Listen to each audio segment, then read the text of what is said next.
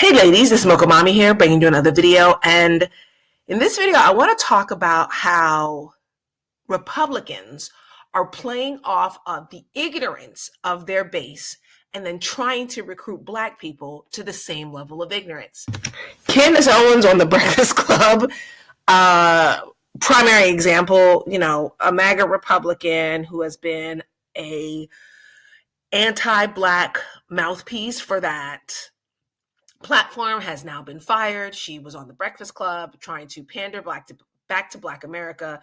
And, it's just so interesting how inarticulate and unable The Breakfast Club really is to really push back on the fact that Candace Owens is over here on this platform talking about how we need more Black scholars and Black professionals, but yet she's been undermining and undercutting Black professionals by getting her base that she appeals to constantly cut programs that create Black professionals, to basically discredit a lot of African-American professionals by saying that we're there for affirmative action and DEI and we're less qualified, from everything from pilots to physicians. And it's just very interesting that she says that and that they let her get away with that. But the only thing they really push back on her about is the fact that she has a white spouse. Because this is kind of a loaded video, I may break it up into two parts. But first, I'm going to talk about my experience under Republican leadership in both my military and civilian careers. Then I'm going to talk about what the differences I see between traditional Republicans, current day MAGA Republicans, and the implications that that's going to have on our political and economic future going forward. My first memories of a very divisive political climate probably had to be in 2000 with Bush versus Gore, where Al Gore had won the popular vote by well over 500,000 votes. I think it was closer to 600,000 popular votes that he had over George Bush, but George Bush ended up winning in the Electoral College, the first time in 188 years that has ever happened. And it came down to the state of Florida, the state where George Bush's brother was the governor. Of course, there were protests. Of course, there were a lot of people who were upset politically, but nothing to the level of January 6th. Now, I was a young military officer at the time, and I had known September 11th was going to forever change our dynamic from a peacetime force to a wartime force. It wasn't just going to be things like humanitarian aid missions or global NATO missions policing, but really we were going to go to an active war. So Operation Enduring Freedom in Afghanistan in those early days were pretty much a lot of tactical operations that didn't need a lot of support staff. Then we declared war on Iraq in 2003. In 2003 is when I first understood what they meant by the military-industrial complex. And now, as a military officer, they make you study military history. And also, I was third-generation military. But the huge difference that I saw during OIF and then OEF, where I've served, was the presence of military contractors in theater. Let me give you an example. World War II, we had a lot of the infrastructure for our war in the Pacific Islands done by a lot of the Navy Seabees, right? So we trained electricians and people who poured concrete to create a lot of that infrastructure.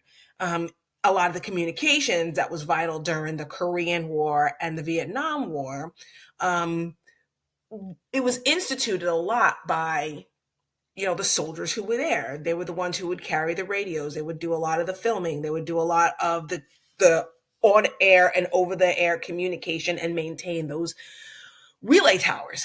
Well, now those services were being tasked to particularly Halliburton. And Halliburton's former CEO and major shareholder was, at that time, the Vice President, Dick Cheney.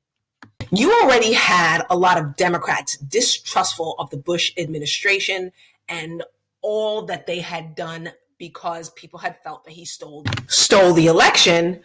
But you had a rise of Republican conspiracy theorists. This is when a lot of us who had served had found out that much of the weapons that were being used against us were supplied by the same manufacturers that were supplying our weapon systems. They were given to Iraq and Afghanistan in the 80s to fight the advancements of some of these foreign governments that were anti-democracy. Here you see Donald Rumsfeld, both during the Reagan administration and the Bush administration, shaking hands with Saddam Hussein simply because they were exchanging money and cash for weapons to fight off the Iranians. And also, a lot of the same happened in South America, but that's another video, y'all. So Republican conspiracy theorists also started coming to head when it came to the Tea Party during the Obama administration, because some Republican people just can't vote Democrat, even if they don't agree with their government. And that's when a lot of the conspiracy theories started getting a lot more proliferated, and they started doing a lot of obstructionist politics. And then MAGA sort of captured onto that. And where MAGA was able to propel itself is because it did speak to very disenfranchised people, but it ran on a lot of misinformation, sensationalism, and I just feel as if a lot of Republicans are right now worried about the wrong thing and are in favor of legislation that seems to cut off their nose to spite their face. So where I know that MAGA Republicans in particular, are clearly misinformed is because of how many of their candidates stood on the stage during primaries to basically piss all over the Constitution, especially when it came to the 19th and the 24th Amendment. They really want to take the vote away from young people. They really want to take the vote away from women. They really want to take the vote away from a lot of Republican pundits are talking about taking the vote away from people or adding additional requirements, which is unconstitutional. We've learned this in the 19th Amendment and also the Voting Rights Act. Here in Texas, they separated the primary lines into two lines, both Democrat and Republican. Well, that's clearly not legal, and it also is unconstitutional, and it also violates the Voting Rights Act. All ballots are supposed to be anonymous. So it was something that was developed in the 1890s where they would have put people's votes on colored paper, and then African Americans who voted for like Reconstructionists or those who were against maintaining the law and order of Jim Crow were then beaten. Even though their vote was supposed to be anonymous, they were voting on colored paper. And it's very similar to what MAGA Republicans right now are implementing in predominantly Republican-run states. Also, the fact that they feel that these elections are unfair and they want to go back to paper. They don't no longer trust machines, when although it's been proven that that is not the case. But by going with these paper ballots, they can throw ballots out. They can, not count them. They can, especially in Republican run states. And this is where we have Supreme Court cases in places like Alabama and Mississippi that are right there talking about the marginalization of the Black vote. So somehow their votes are being marginalized, but other people are just making it up when they're talking about the Black vote being marginalized and gerrymandering and redistricting. Another way I see that a lot of MAGA Republicans are really not aware economically is them wanting to constantly tout on these problems that are problems, I'm putting in air quotes, that are problems that are caused by DEI and affirmative action, when in reality, there are not enough pilots, STEM professionals, healthcare workers of any race.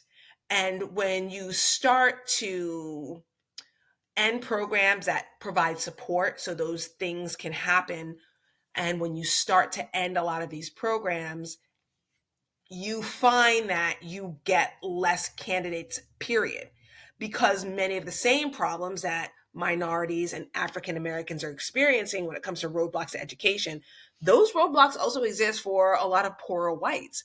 And even though those programs may be open to them, rarely do they participate. You guys remember I talked to you multiple times about how around from 2012 to 2016 that I had started working with the community college system to bring more low-income students into STEM. And interestingly enough, I really only can really significantly remember one white student.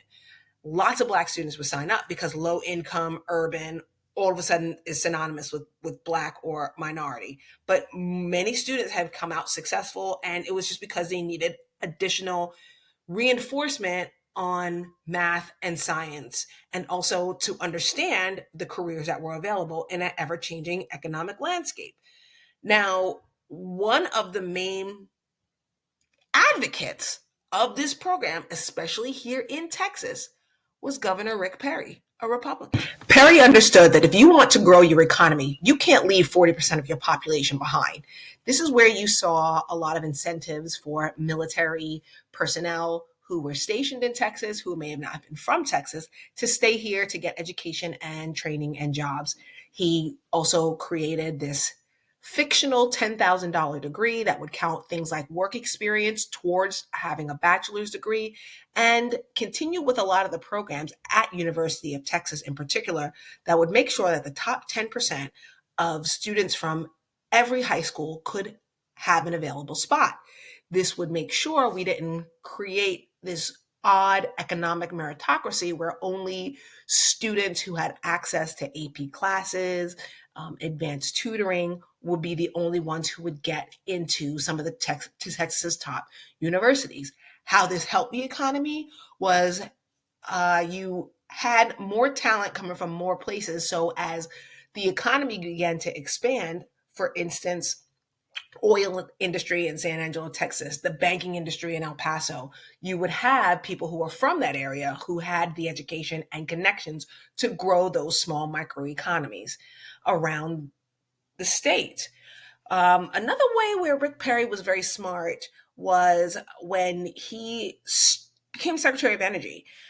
Very much an oil guy, has cast a lot of checks from oil people. But when a lot of those old oil fields were now out of commission and there's all this land on the books of these oil companies, he put up windmills.